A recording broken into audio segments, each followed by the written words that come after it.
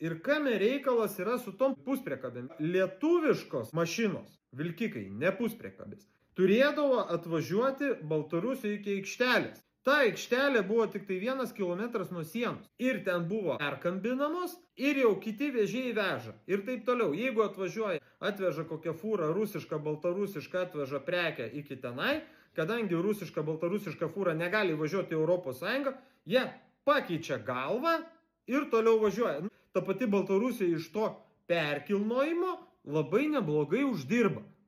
Uždirbo iki šiol. Kas susijęs su Lenkija ar su Latvija, tokių problemų nėra ir jos sėkmingai toliau dirba. Lenkai pereitą savaitę siūlė mašiną nuo Frankfurto, Maino iki Maskvos vežti už 9,5 eurų. Dabar iš Varšuvos iki Bresto jau 9,000 eurų. Iki sienos uždarimo lietuviai vežė už 4,800. O Lenkai dabar veža jau po 10,000, praktiškai dvigubai. Tai aš dabar keliu tokią sąmokslo teoriją. O kas galėtų paneigti, kad mūsų politikai galėjo gauti dosnų kalėdinį paskatinimą iš Lenkijos vežėjų? Lenkai ar negalėjo kažkokiu būdu paįtakoti?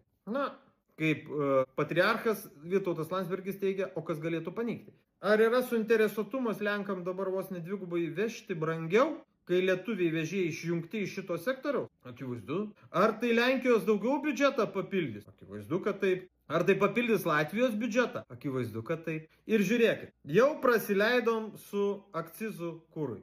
Kai visi vežėjai pradėjo, degalinės jau gavo golą.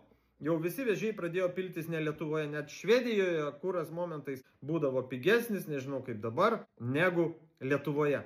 Man įdomiausias dalykas, tai ar užsistos jos kažkas apginti, ar ne? Nes niekas šitos problemos nesprendžia.